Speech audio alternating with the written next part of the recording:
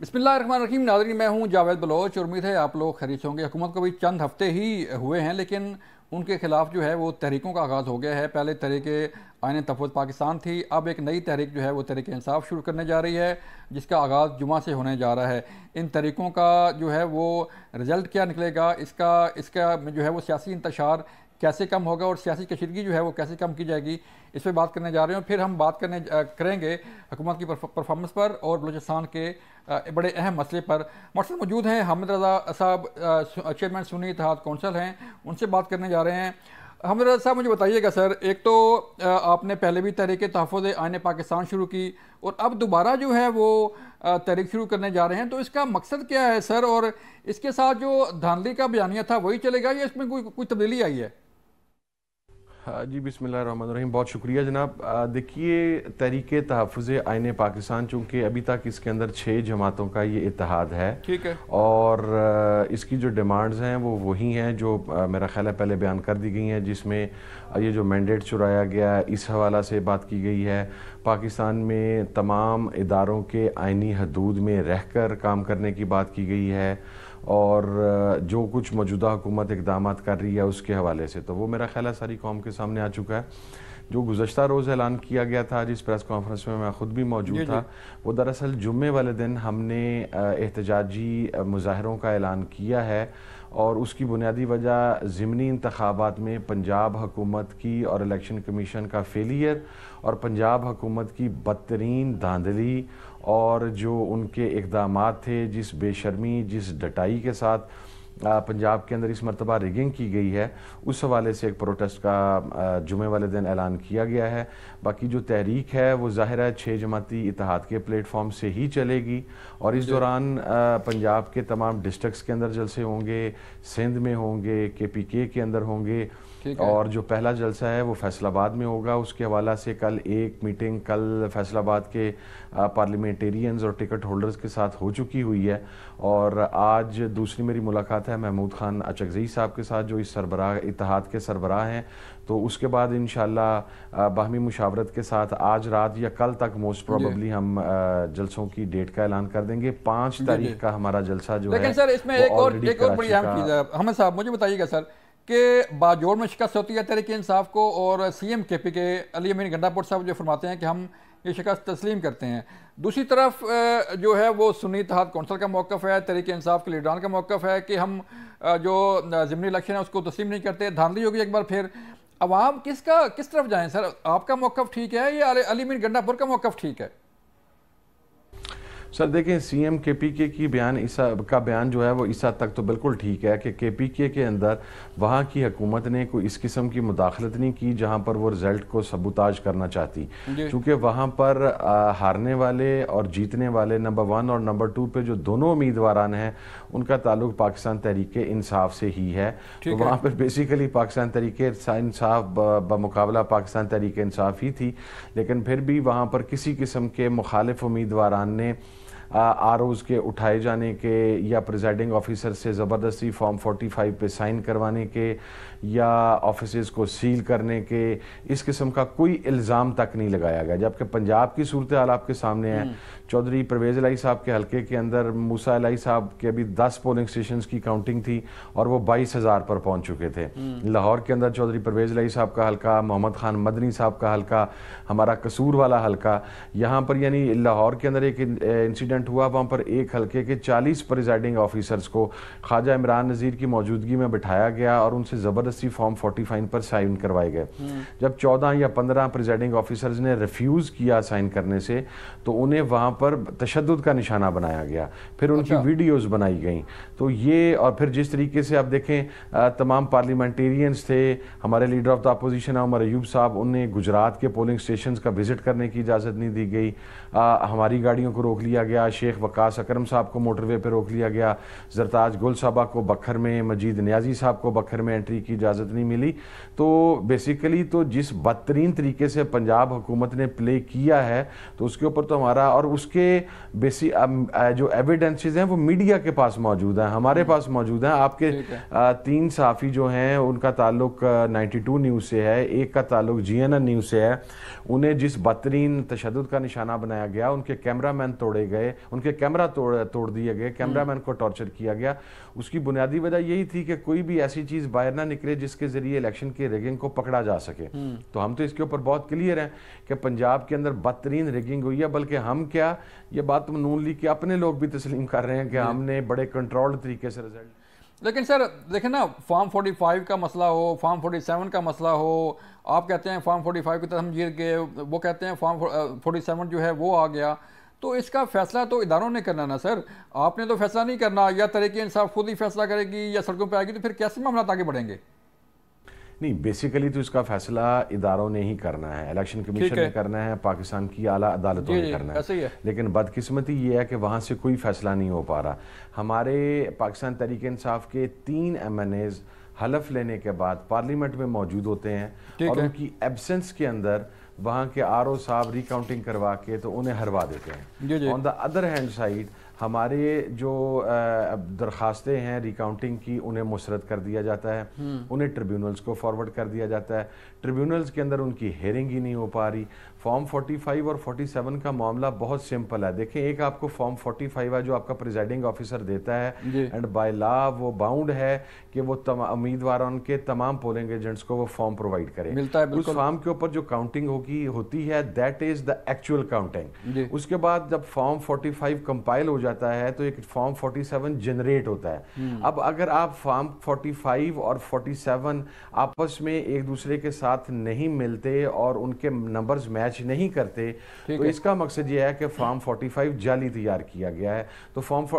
اس کے لیے کوئی راکٹ سائنس تو چاہیے نہیں میرا بھائی، نہ اس کے لیے کسی سائنسدان کا پیدا ہونے کا انتظار ہونے کی ضرورت ہے کہ سائنسدان پیدا ہو اور وہ پھر کوئی ٹیکنالوجی نکالے۔ تو ایز سمپل ایز دیٹ، آپ فارم 45 اور فارم 47 کو آپس میں کمپیئر کر لیں۔ اب فارم 47 کے اندر لاہور میں میاں نواز شریف صاحب کے حلقے کے اندر آپ دیکھ لیں، جہاں پر فارم 45 میں ان کا 100 ووٹ لکھا گیا ہے، فارم 47 کے اندر آگے 1 0 ایڈ کر کے 1000 کر دیا گیا ہے۔ یہ بھی ملحوظ خاطر نہیں رکھا گیا کہ اس پولنگ سٹیشن کے اوپر تو اتنے ووٹ ہی نہیں ہیں، ان ووٹوں سے زیادہ ووٹ کاسٹ کروا دیے گئے ہیں وہاں پر۔ تو یہ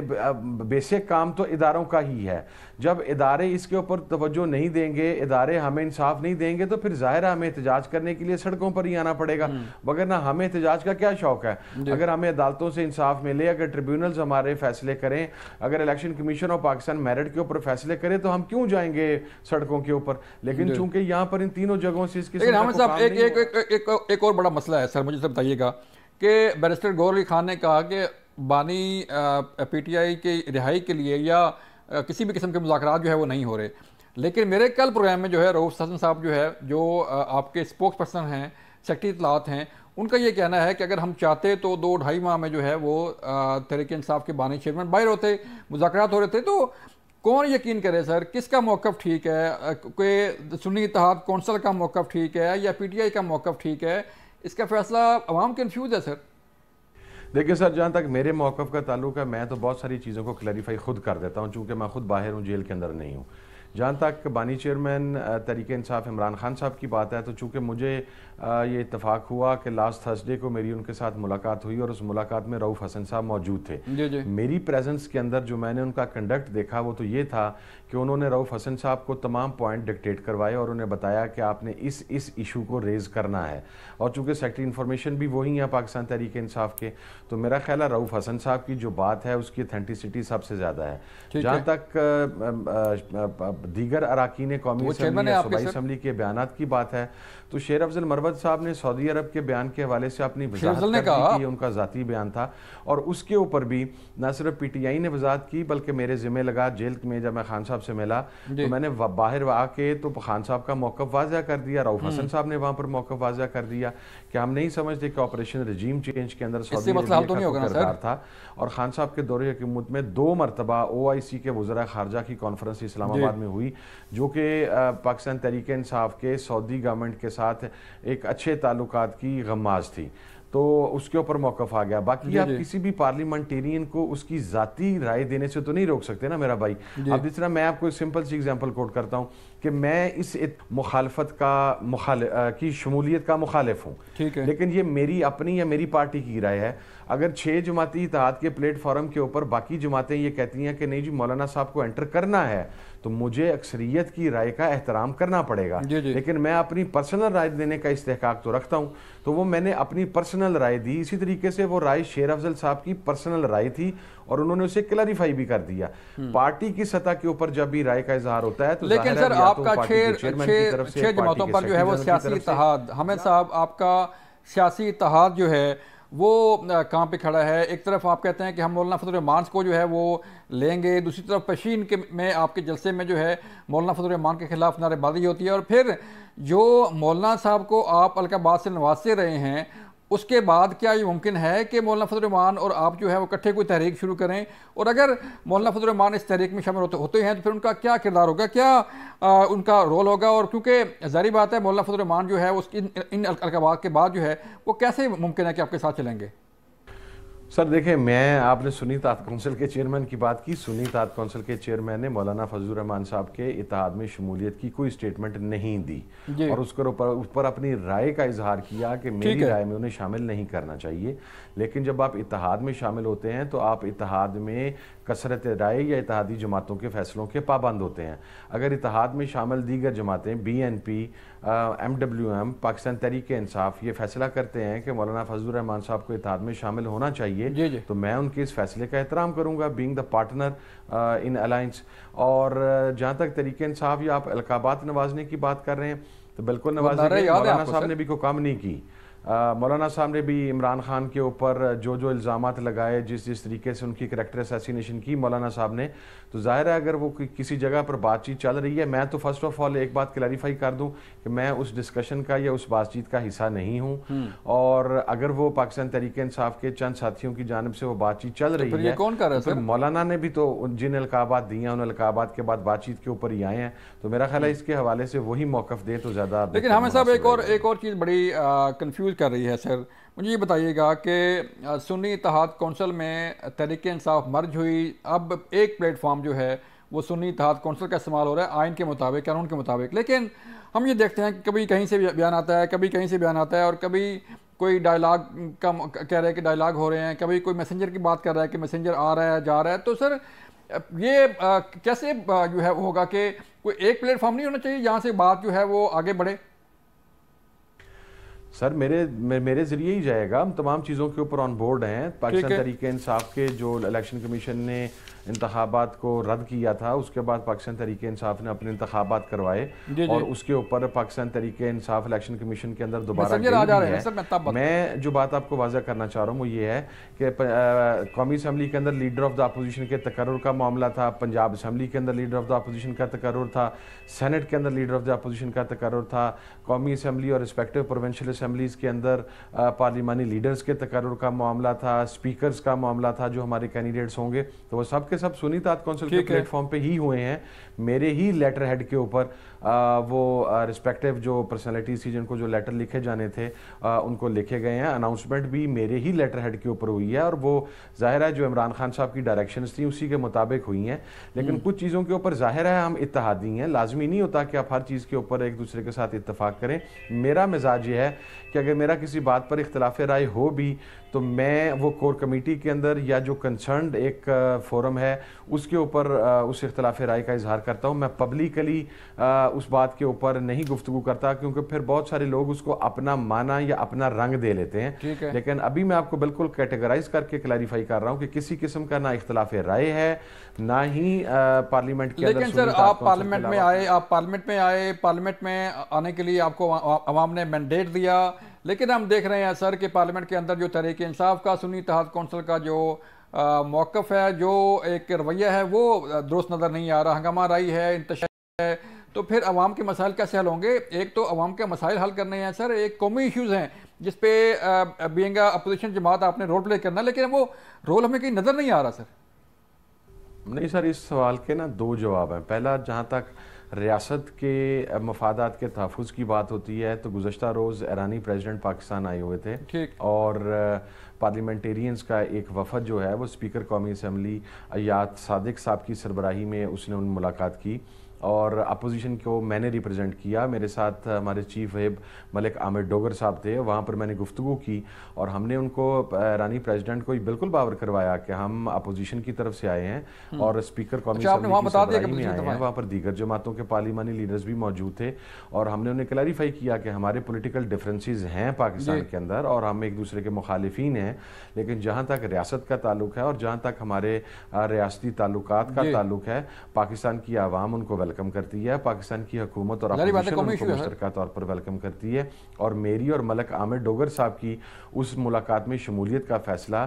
پوری پاکستان تحریک انصاف کی قیادت کی مشاورت کے بعد کیا گیا تھا. تو دیکھیں, جہاں پر ریاست کے مفاد کے تحفظ کا معاملہ تھا وہاں پر تو ہم ون سٹیپ اہیڈ جاتے ہوئے ہم نے حکومت کا ساتھ دیا, لیکن جو دوسرا پورشن ہے اس کا وہ یہ ہے کہ پاکستان جن بحرانوں سے اس وقت گزر رہا ہے, جس میں معاشی بحران ہمارا سب سے بڑا بحران ہے اور داخلی طور پر جیسے ہم جس سیاسی عدم استحکام اور سیاسی خلفشار کا شکار ہیں, یہ اس وقت تک ختم نہیں ہو سکتا جب پاکستان کے اندر ایک سٹیبل گورنمنٹ نہ آئے. پاکستان میں سٹیبل گورنمنٹ آنے کے لیے ایک ہی سنگل ریکوائرمنٹ ہے کہ عوام نے جس کو مینڈیٹ دیا ہے اس کی حکومت ہونی چاہیے. تو ہمارا تو مطالبہ ہی یہ ہے کہ آپ ہمارا چوری شدہ مینڈیٹ واپس کریں, آپ اس کے اوپر ٹرائلز کے اندر فیصلہ کریں, آپ نے جو بھی وہاں پر اپنی قانونی کارروائی کرنی ہے, عدالتی کارروائی کرنی ہے, وہ کارروائی کریں, ہمارا مینڈیٹ ہمیں واپس کریں, عمران خان صاحب کو باہر لائیں. تو ہمیں کوئی اعتراض نہیں ہوگا. اگر ہماری تعداد کم ہوئی, ہمارے نمبرز کم ہوئے, تو ہم پھر بھی اپوزیشن کے اندر بیٹھیں گے اور ہم پارلیمانی بزنس کا حصہ بنیں گے. لیکن سر یہ نہیں ہو سکتا کہ آپ ہمارے چادر اور چار دیواری کے تقدس کو پامال کریں, آپ ہمارے کارکنان کو جیلوں کے اندر رکھیں. عمر سرفراز چیمہ جو دونوں بازوں سے پیرالائز ہو چکا ہے, وہ 302 کی چکی میں اسے رکھا گیا, اس کا جرم کیا ہے؟ یاسمین راشد صاحبہ کینسر کی سروائیور ہیں, وہ گزشتہ 1 سال سے اندر پڑی ہوئی ہیں. ہمارے دیگر لوگ جیلوں کے اندر ہیں, بانی چیئرمین تحریک انصاف عمران خان صاحب جیلوں کے اندر ہیں. سائفر کیس آپ کے سامنے ختم ہو چکا ہوا, اس کے پلے ہی کچھ نہیں رہ گیا, پروسیکیوشن کو آرگومنٹ ہی نہیں کر پا رہی وہاں سائفر کیس کے اندر. اب آپ مجھے بتائیں کہ آپ ہمیں ٹارچر کریں, آپ ہمارے گھروں میں جائیں, آپ ہماری ماؤں بہنوں کو اٹھائیں, آپ ہماری ماؤں بہنوں کو پرچوں کے اندر نامزد کریں, آپ ہمارے بزنسز بند کر دیں, آپ ہمارے نام ECLs کے اندر ڈال دیں, آپ ہمیں یعنی زندگی گزارنے کا ایک حل بھی نہ دیں, اور اس کے اوپر ہم جناب صرف آپ کو آگے بڑھ کے میں معذرت کے ساتھ ایک بات کو عرض کر دوں, میں if I am the part of the National Assembly, میں قومی اسمبلی کا ممبر ہوں, تو میں اس وقت تک قومی اسمبلی کا ممبر ہوں جب تک عوام کے دیے ہوئے مینڈیٹ کا احترام کیا گیا. اگر آپ نے عوام کے مینڈیٹ کا احترام نہیں کیا تو مجھے ایسی قومی اسمبلی کو چلانے کا سر کوئی شوق نہیں ہے. اور یہ لوگ جو کہتے ہیں نا کہ جناب ہمیں موقع دیں, ہم یہ صحیح کر دیں گے, یہ سن 80 سے شروع ہوئے ہیں, یہ ان کی دہائیاں سن 85 سے. میں کل ایک بندے نے بڑی خوبصورت بات لکھی, انہوں نے کہا کہ جب ہم پیدا ہوئے اور بچے تھے تو میاں نواز شریف صاحب وزیر اعلیٰ پنجاب تھے, جب ہم تھوڑا لڑک پن کے اندر آئے یا تھوڑا بڑے ہوئے تو میاں نواز شریف صاحب دوسری مرتبہ وزیر اعلیٰ تھے, جب ہم سکول جانا شروع ہوئے تو میاں نواز شریف صاحب فرسٹ ٹائم پرائم منسٹر تھے, جب ہم کالج پہنچے تو Nawaz Sharif second time prime minister تھے, جب ہم اپنی پریکٹیکل لائف میں آئے تو Nawaz Sharif third time prime minister تھے. ہم بچپن سے لے کے بڑھاپے کی منازل لیٹ 40s میں مڈ 40s کے اندر پہنچ گئے ہیں, لیکن وہ نواز شریف جو 1985 سے اس ملک کی تقدیر بدلنا شروع ہوا تھا, وہ 2023 تک آنے تک اس ملک کی تقدیر نہیں بدل سکا. یہ ان کے ڈرامے آخر کب تک ہم برداشت کریں گے؟ سر لاسٹ ٹائم کم ہے سر. سنی اتحاد کونسل کی جو مخصوص نشستیں ہیں اس کے متعلق آپ کیا سمجھتے ہیں کہ جو ہے وہ آپ کو یہ نشستیں مل پائیں گی, نہیں مل پائیں گی, یا اس پہ کیا لائے عمل کیا پھر آگے؟ بھائی جان دیکھیں, ہم تو سپریم کورٹ میں گئے ہوئے ہیں. ابھی ان کا وہ جو ایک انہوں نے لیم ایکسکیوز لیا ہوا تھا, چونکہ میں آپ کو ایک اور بات واضح کر دوں کہ آئین کے اندر واضح طور پہ لکھا ہوا ہے قانون کے اندر کہ جب بھی کوئی ممبر آزاد حیثیت میں جیتتا ہے تو he can join any political party. وہاں پر پارلیمانی پارٹی کا لفظ نہیں ہے. انہوں نے یہ جو اعتراض کیا تھا کہ سنی اتحاد کونسل نے الیکشن لڑ کے کوئی سیٹ نہیں نکالی, یہ خود سب کو پتہ نہیں, ایک تو اس آئین کے اندر سے جہاں جہاں سے یہ چیزیں نکالتے ہیں اس کے اوپر بھی انہیں شاندار الفاظ میں خراج تحسین پیش کرنا چاہیے. اب تو بھائی جان وہ اعتراض بھی ختم ہو گیا, اب تو سنی اتحاد کونسل الیکشن لڑ کے پارلیمانی پارٹی بن چکی ہوئی ہے. ہمارے KPK سے MNA بھی آ چکے ہیں, ہمارے KPK سے MPA بھی آ چکے ہیں, ہم نے الیکشن بھی لڑ لی ہے. ہم امید تو کرتے ہیں کہ سپریم کورٹ ہماری وہ سیٹیں ہمیں واپس کرے گی, لیکن اگر آئین کو بلڈوز کرنے کے لیے حکومت کو 2/3 میجورٹی دینی ہے اور کسی شخصیت نے اپنی بحثیت قاضی القضاء اپنی ایکسٹینشن لینی ہے تو پھر ٹھیک ہے، پھر وہ 2/3 میجورٹی وہیں پر رہنے دے گا. پھر اسے کیا ضرورت ہے کہ وہ ہماری ریزرو سیٹس ہمیں واپس کرے، کیونکہ انہی ریزرو سیٹس کے اوپر تو حکومت 2/3 میجورٹی لے رہی ہے. پھر وہ قاضی القضاء صاحب جو ہیں یہ گناہ ان کے سر پر ہے بھائی جان. ہم تو اپنی حجت پوری کر رہے ہیں تاکہ کم از کم یہ جو حق لوٹنے والے ہیں، یہ جو ڈاکہ ڈالنے والے ہیں، یہ جو غاصب ہیں، یہ کسی سٹیج پر یہ نہ کہہ سکیں کہ آپ نے فلانا دروازہ نہیں کھٹکھٹایا، آپ نے فلانا دروازہ نہیں کھٹکھٹایا. ہم الحمدللہ سارے دروازے کھٹکھٹا کے. بالکل ٹھیک ہے صفدر صاحب. یہ تھے صفدر حامد رضا صاحب، چیئرمین سنی اتحاد کونسل، اپنا موقع بیان کر رہے تھے. مجھے ایک بریک کے لیے کہا جا رہا ہے، ملتے ہیں بریک کے بعد. ویلکم بیک ناظرین. ہم بات کر رہے تھے کہ تحریک انصاف کی سیاست جو ہے وہ ہم نے پہلے ڈسکس کی، وہ کس طرف جا رہی ہے. بات کرنے جا رہے ہیں حکومت کی پرفارمنس پر، سیاسی اتحاد پر، کہ سیاسی اتحاد جو ہے وہ کیسے آگے بڑھ رہا ہے اور ملکی مسائل جو ہیں ان کے حل کے لیے کیا آپشن موجود ہیں. اس کے لیے ہمیں جوائن کیا ہے سینیٹر پروشا بیرام خان نے. ان سے بات کرنے جا رہے ہیں. میم پروشا، شکریہ ہمیں وقت دینے کا. بتائیے گا، آپ اتحادی ہیں، حکومت کے اتحادی تو ہم نہیں کہیں گے، آپ you are not part of cabinet, لیکن ان کے ساتھی ضرور ہیں. حکومت بنانے کے لیے آپ کا ایک کردار ہے، ایک رول ہے، آپ کے پاس آئینی عہدے بھی ہیں. تو ایک پلان لے کے چلے تھے آپ لوگ بھی، نون لیگ کی حکومت بھی. تو کیا وہ پلان پر کام ہو رہا ہے؟ آپ کو نظر آ رہا ہے کہ عوام کے مسائل حل ہو رہے ہیں؟ دیکھیے، ابھی تو پہلی بات یہ ہے کہ چند ماہ ہوئے خود بنتے، تو لہٰذا ابھی میں اس پہ آپ کو کوئی ورڈکٹ نہیں دے سکتی کہ کب عرصے میں ہم عوام کے مسائل حل کر پائے ہیں یا نہیں. لیکن ظاہر ہے صنف کا تعین ہونا ضروری ہے، اور جو ماحول ہمارا جس حکومت کو ملا ہے عام ماحول نہیں ہے، خاصا مشکل ہے سیاسی طور پہ، معاشی طور پہ اور بین طور پہ. آپ کے جو کے مسائل ان کے حوالے سے، لہٰذا میں سمجھتی ہوں کہ یہ ابھی کچھ ٹائم لگے گا، اور سمت اگر ٹھیک ہو تو پھر ہمیں نتیجہ کچھ نہ کچھ سامنے آئے گا. لیکن فی الفور میں کوئی آپ کو ورڈکٹ نہیں دے سکتی. دیکھیں سینیٹر پروشا، رضا ربانی صاحب نے جو ہے وہ کیا پوائنٹ آؤٹ کہ نون لیگ کو عوام نے نجکاری کا مینڈیٹ نہیں دیا ہے. ظاہری بات ہے کہ پیپل پارٹی ہمیشہ جو ہے وہ نجکاری کے خلاف رہی ہے تاکہ لوگ بے روزگار نہ ہوں. اور پھر یوسف رضا گیلانی صاحب نے بھی جو ہے وہ انڈیکیٹ کیا ہے کہ ملک کی تاریخ میں مہنگائی جو ہے وہ سب سے زیادہ عروج پر پہنچ چکی ہے. تو یہ کوئی سیاسی اتحاد میں جو ہے وہ کوئی اختلافات کی خبریں چلنا شروع ہو گئی ہیں، کوئی اختلاف رائے جو ہے وہ بڑھتا جا رہا ہے کہ سمت کیا ہوتی ہے. میں یہ نہیں سمجھتی کہ کوئی بھی یہ خاموشی جو آپ کو نظر آ رہی ہے کوئی خاموشی ہے. یہ خاموشی جو ہے، اس کو آپ خاموشی کا نام ابھی دینے میں تھوڑی جلدی کر رہے ہیں. اچھا، یہ ابھی دیکھ رہے ہیں کہ ابھی اپنی معاملات جو ہیں ان کو سیٹل کریں، اور پھر ہمیں پتہ چلے کہ وہ جو ہے سمت اس میں جو بھی عوامی معاملات ہیں وہ حل ہو رہے ہیں کہ نہیں. اور جہاں تک سینٹ کا سوال ہے، سینٹ کا تو سیشن ہو ہی نہیں رہا، کیونکہ سینٹ ابھی تک کمیٹیاں تشکیل نہیں پائی. ظاہر ہے ایک چیئرمین آئے ہیں، لہٰذا وہ اگر ہوتا ہے جو جمعرات کو میں سن رہی ہوں ایک دن کا شاید ہو سیشن، تو ایک دن میں تو خیر کیا بات ہوگی، لیکن سینٹ کو فنکشنل ہوتے ہوئے ابھی کچھ دن لگیں گے. ٹھیک ہے. مگر آپ سمجھیے کہ کوئی بھی جماعت جو ہے وہ خاموش رہے گی. پاکستان پیپلز پارٹی ہرگز خاموش نہیں رہے گی. لیکن ہم یہ نہیں کہ ہم ان کی ٹانگیں کھینچ کے ان کو گرا دیں. ہم جو ہے وزیر اعظم صاحب کو اور ان کی جماعت کو ہم مشورے دے سکتے ہیں، اور اگر ایسا موقع آئے کہ ہمیں لگے کہ بہت کوئی سیریس معاملہ ہے تو پھر اس پر بیٹھ کے بات پہلے بھی ہوتی رہی، آئندہ بھی ہوگی. لیکن فی الحال آج تک کی بات میں آپ کو یہ کہوں گی کہ we are waiting, we are watching, اور ابھی بہت اٹ از ٹو ارلی اسے کہ حکومت کچھ نہیں کر رہی. یہ الزام لگانے کے لیے میرے خیال میں ہمیں 1-2 مہینے اور انتظار کرنا چاہیے. چلیں انتظار کر لیتے ہیں. لیکن حکومت کو بنے ابھی چند ہفتے ہی ہوئے ہیں، جیسے آپ فرما رہی ہیں کہ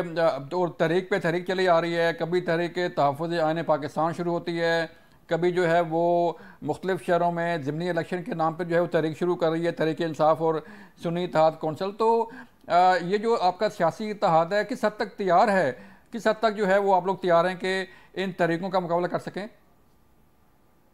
دیکھیے جی، پہلی بات یہ ہے کہ اگر میں آپ کو حقیقت پہ اپنی باتیں بتاؤں تو 2011 کی پی ٹی آئی اور آج کی پی ٹی آئی میں زمین آسمان کا فرق ہے۔ وہ 2011 کا جو جلسہ ہے ان کی، جو جس کو وہ اپنی معراج سمجھتے ہیں، آج وہ معاملات نہیں ہیں۔ خیر وہ کیسے ہوا، اس کے پیچھے بھی ایک کہانی ہے جو اب تاریخ بتاتی ہے۔ لیکن جب عمران خان صاحب خود باہر تھے، وہ جیل میں نہیں تھے، تب انہوں نے جو لانگ مارچ ایک وہاں سے چلائی تھی لاہور سے، تو آپ مجھے بتا دیں کہ اس لانگ مارچ میں کیا لوگوں کی دلچسپی تھی یا کس قدر اس میں پارٹیسپیشن تھی۔ اور اب چونکہ وہ جب ایک پارٹی کا لیڈر خود نہ ہو، وہ خود پابند سلاسل ہو، پیچھے سے ان کی پارٹی میں اختلافات ہیں، کبھی کوئی کچھ کہتا ہے، ایک لیڈر کہتا ہے کہ میں سعودی عربیہ ہماری جو ہے حکومت گرانے کے پیچھے ہے، دوسرا کہتا ہے کہ آئیے ہم بات کریں اسٹیبلشمنٹ سے، پھر ایک عمران خان صاحب آ کے دھمکیاں لگا دیتے ہیں چیف آف آرمی سٹاف کو بھی، کبھی عمران خان صاحب کے لوگ آ کر جو ہے باجے گاجے لے کر اور اسمبلی کے ایوانوں کے اندر جو ہے گالم گلوچ کرتے ہیں، اسمبلی کے ایوانوں کے اندر جو ہے وہ دیکھیے عدم استحکام کی فضا بنانے میں اگر آپ مجھ سے یہ پوچھیں کہ وہ بنانا چاہ رہے ہیں، کہاں تک وہ کامیاب ہوتے ہیں یہ میں نہیں کہہ سکتی، کیونکہ اس وقت تک جب کسی پارٹی کا ظاہر ہے لیڈر اندر ہو اور پارٹی کی جڑیں اس قدر مضبوط نہ ہو، آرگنائزیشن نہ ہو، تو پارٹی سسٹمیٹکلی نہیں چلتی۔ اب اس وقت آپ دیکھ لیجیے مختلف سمت میں جو ہے مختلف پارٹی اٹھتی جاتی ہے اور ہر روز ایک نیا لیڈر کوئی نئی بات کرتا ہے، لہٰذا اس وقت میں اس کو کوئی ایسی تھریٹ نہیں سمجھتی کہ عمران خان صاحب جو ہیں وہ تحریک کا اعلان، یہ پی ٹی آئی تحریک کا اعلان کرے گی، سنی اتحاد کونسل تحریک کا اعلان کرے گی۔ تو اب آپ دیکھ لیجئے پچھلے یہ جو کل ہوئے ہیں ہمارے ضمنی انتخاب، اس میں جو ٹرن آؤٹ تھا وہ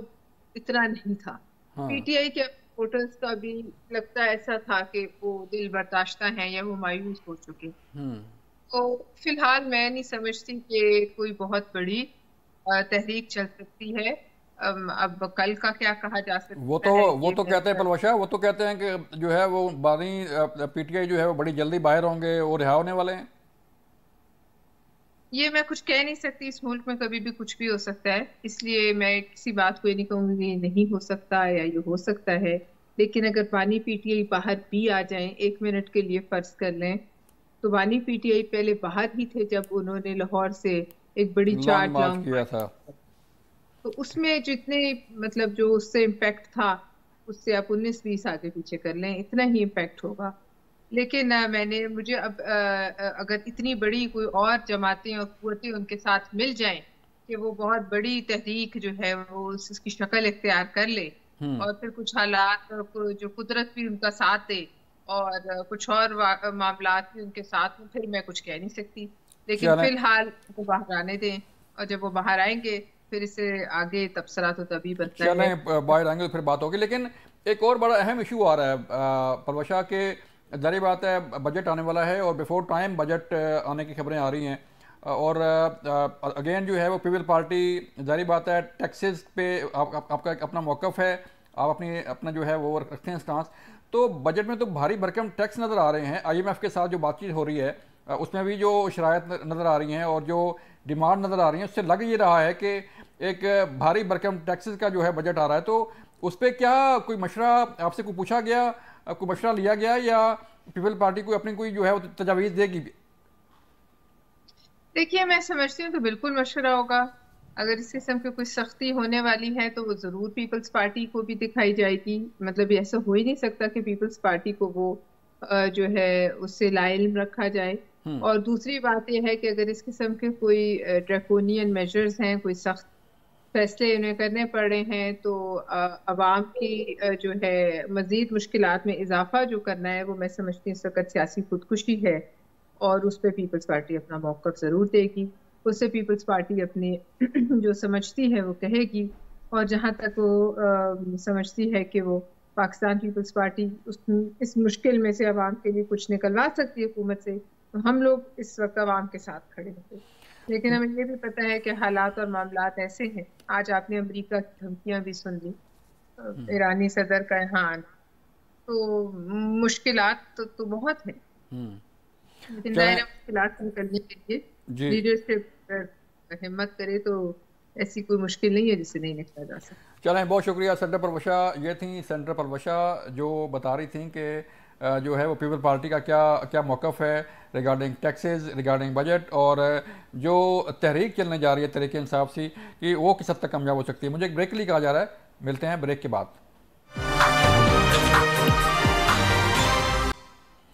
ویلکم بیک. ایک اور بڑا اہم مسئلہ ہے بلوچستان کا، اور بلوچستان کے لاپتہ افراد کا، بلوچستان کے شہداء کا، مسنگ پرسن کا مسئلہ بڑا گمبھیر صورت اختیار کرتا جا رہا ہے. وہ لوگ جو مسنگ پرسن کی لسٹ میں ہوتے ہیں، پتہ چلتا ہے وہ کسی دہشت گردی کارروائی میں مارے گئے یا سیکورٹی فورسز کی جو کارروائی ہوتی ہے اس میں مارے جاتے ہیں، اور پھر وہ سامنے بھی آ جاتے ہیں، ان کے نام بھی سامنے آ جاتے ہیں، لیکن ان کی تصویریں جو ہیں وہ مسنگ پرسن کے جو احتجاج ہے، جو دھرنا ہے، اس میں چل رہی ہوتی ہیں. اس پر آج ہم بات کریں گے. اور آج شہداء فاؤنڈیشن کی طرف سے بھی ایک پٹیشن دائر کی گئی سپریم کورٹ آف پاکستان میں، اس پہ بات کرنے جا رہے ہیں. حافظ احسان احمد صاحب، سر آپ نے جان کیا، شکریہ آپ کا. بتائیے گا سر، ایک تو اپنے جو پٹیشن آپ نے شہداء فورم کی بلوچستان کی دائر کی ہے، اس کا مقصد کیا ہے؟ اور جو ہم دیکھتے ہیں کہ ہمارا جو کرمنل جسٹس سسٹم ہے اس میں تو جتنے بھی دہشت گرد پکڑے جاتے ہیں یا کوئی جرائم پیشہ عناصر جو پکڑے جاتے ہیں تو فائدہ الٹیمیٹلی ان کو جا کے ملتا ہے. اور ہسٹری دیکھیں تو کتنے ایسے کیسز ہیں جس میں دہشت گردوں کو سزا ملی. سر جاوید، بسم اللہ الرحمن الرحیم. آپ کا شکریہ کہ آپ نے موقع دیا. آج جو سپریم کورٹ آف پاکستان کے اندر پٹیشن فائل کی گئی ہے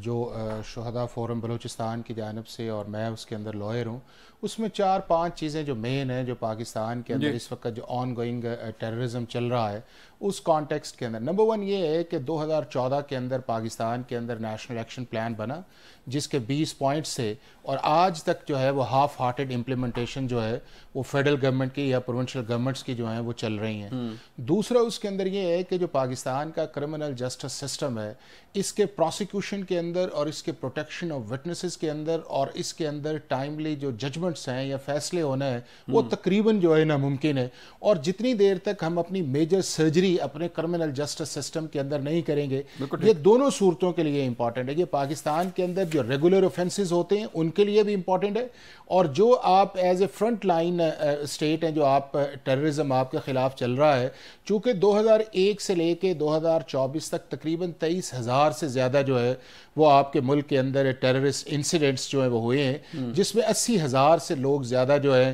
آپ کی لا انفورسمنٹ ایجنسیز کے، آپ کا عام آدمی جو ہے اس ملک کے اندر شہید ہوا ہے، اور اس کے بعد $150 بلین سے زیادہ آپ کو جو ہے فائنینشیل لاس اس ملک کے اندر اس سارے پروسیس کے اندر آئے. لیکن اگر آپ اس کو ریزلٹس کی طرف جائیں گے، اب آپ دیکھیں کہ 21 کانسٹیٹیوشنل امینڈمنٹ آئی جس کے اندر ملٹری کورٹس بنائیں کہ جی چونکہ ہمارا ریگولر سسٹم کام نہیں کر رہا تو سٹاپ گیپ ارینجمنٹس کے لیے وہ آنا چاہیے. ان کی اپیلز آج بھی سپریم کورٹ آف پاکستان کے اندر 2019 سے جو وہ پینڈنگ ہے. اسی طرح ڈیفرنٹ ٹیئرز کے اندر ہے. پھر تیسرا جو اس کے اندر امپورٹنٹ جس کے اندر میں نے ہائی لائٹ کیا ہے، یہ ساری پٹیشنز کے اندر آیا ہے کہ ہمارا جو سوشل میڈیا ہے اس نے جو اپنی بریجز کو کراس کیا ہے، اپنی لیمیٹیشنز کو، اور فیک نیوز کا جو کانسیپٹ آیا ہے، اور جس کے اندر ہمارے ملک کے اندر یہ ٹیررسٹ آرگنائزیشن پاکستان کے اندر بیٹھ کے یا پاکستان سے باہر ایک نیریٹو جو ہے وہ بلڈ کرتی ہیں. تو دنیا کے ہر ملک نے اس کو ایڈریس کرنے کی کوشش کی ہے، چاہے وہ جاپان ہے، چاہے وہ آپ کے ہمسایہ ممالک ہیں، چاہے UAE ہے، چاہے امریکہ ہے،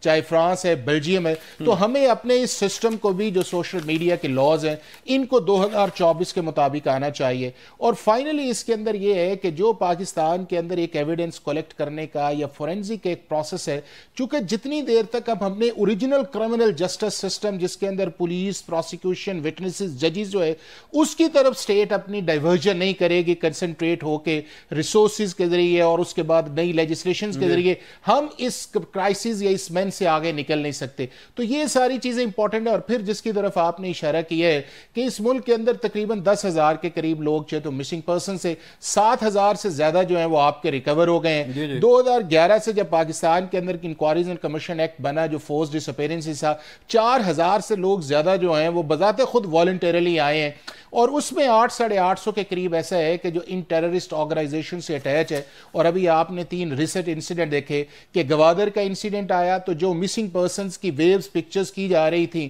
وہ وہاں پہ پائے گئے. اسی طرح ایران کے ساتھ جب آئی ایک سلسلہ آیا تو جب پاکستان نے ٹارگٹس کے اندر اٹیک کیا تو وہاں پہ بھی جو پکچرز یہاں پہ لہرائی جا رہی تھی وہیں تھی. اسی طرح کراچی کا بھی دیکھے تو یہ اس میں بھی بات کی گئی ہے کہ یہ جو مسنگ پرسنز والا ہے اس کو جو نیریٹو دے کے جو آپ کی جو سٹیٹ اینٹی ٹیررزم کی ایکٹیویٹیز ہے اس کو جو ڈائیورژن کیا گیا ہے اس کو بھی جو ہے پاکستان کی ریاست کو اور پاکستان کے جو ادارے ان کو دیکھنا چاہیے. 2700 مسنگ پرسن میں سے 2200 ریکور ہو گئے, ٹھیک ہے جی. 10,000 میں سے 8,000 کیسز جو ہے وہ سیٹل ہو گئے,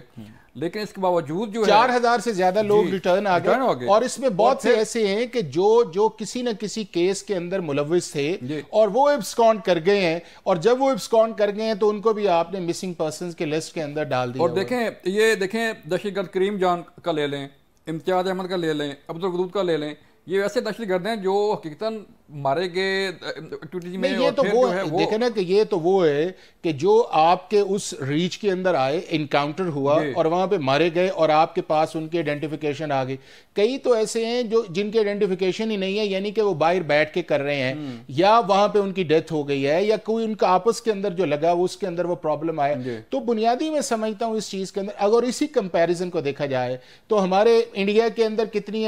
ڈس اپیرنسز ہیں, ان تھاؤزنڈز جو ہے, امریکہ کے اندر تھاؤزنڈز جو ہیں, اس کے بعد UK کے اندر جو ہے وہ ساری چیزیں. لیکن ہم یہ کرتے یہ ہے کہ جو ایک اپنا پولیٹیکل نیریٹو جو ہے وہ ہم اپنے سٹیٹ نیریٹو سے جب اوپر لے کے جاتے ہیں تو پھر ہم ان فگرز کی بجائے یا فیکٹس کی بجائے نہیں جاتے, پھر ہم یہ چاہتے ہیں کہ جو ہم کہنا چاہتے ہیں اور اس کے اندر ایک ملائن کا ایلیمنٹ آتا ہے, وہ چاہے آپ کے پارلیمنٹ ہو, چاہے آپ کے جوڈیشل انسٹیٹیوشنز ہو, اور چاہے پاکستان کی سیکیورٹی اسٹیبلشمنٹ کے انسٹیٹیوشنز ہو, تو پھر ہماری جو ڈائیورژن ہے سارا وہ اس طرف جاتا ہے. اور چونکہ ہمارے ملک کے اندر میڈیا لاز جو ہیں یا آپ کا سوشل میڈیا لاز افیکٹو نہیں ہے, تو پھر جو وہ نیریٹو چلتا ہے تو وہ جو سٹیٹ کا ایکچوئل نیریٹو ہے یا پاکستان کا عام آدمی جو ہے وہ پھر اس سارے پروسیس کے اندر ٹریپ ہو جاتا ہے. پھر سر اس میں پروپیگنڈا دیکھیں نا, جو انڈیا ہے, را ہے, باقی جو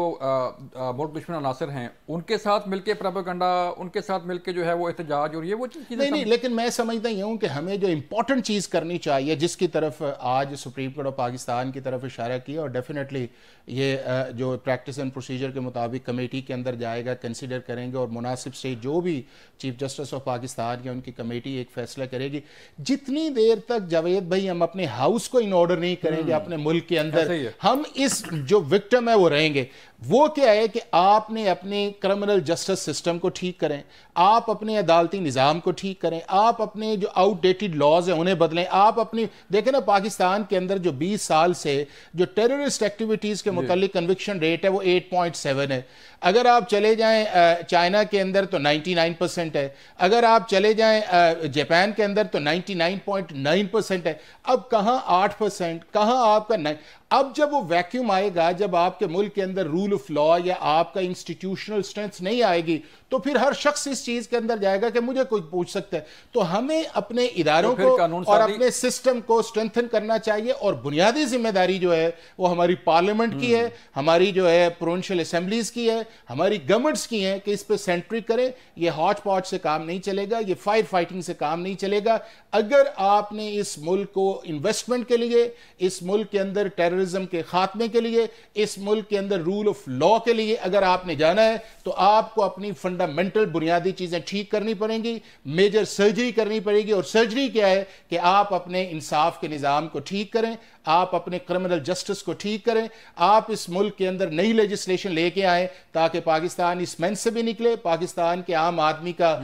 ٹرسٹ بھی ان اداروں کے اوپر آئے. اور پھر یہ ہے کہ پاکستان کے اندر آپ دیکھیے گا کہ انویسٹمنٹ بھی آئے گی, پاکستان کے اندر رول آف لا بھی آئے گا, اکاؤنٹیبلٹی بھی آئے گی. اس کے لیے ہمیں اپنی نیتوں کو اور اپنی ڈائریکشن کو ٹھیک کرنا ضروری ہے. بالکل ٹھیک ہے حافظ صاحب. یہ تھے حافظ احسان احمد صاحب. ناظرین جو بتا رہے تھے کہ مسنگ پرسن کا مسئلہ کیسے حل ہو سکتا ہے, قانون سازی کیسے ہو سکتی ہے, اور جو سپریم کورٹ آف پاکستان کا کردار ہے, جو عدلیہ کا کردار ہے, جو پارلیمنٹ کا کردار ہے, وہ ادا کرنا ہوگا. ہر تمام اداروں کو مل کے بیٹھنا ہوگا اور یہ سوچنا ہوگا کہ کس طرح جو ہے اس دہشت گردی کے جو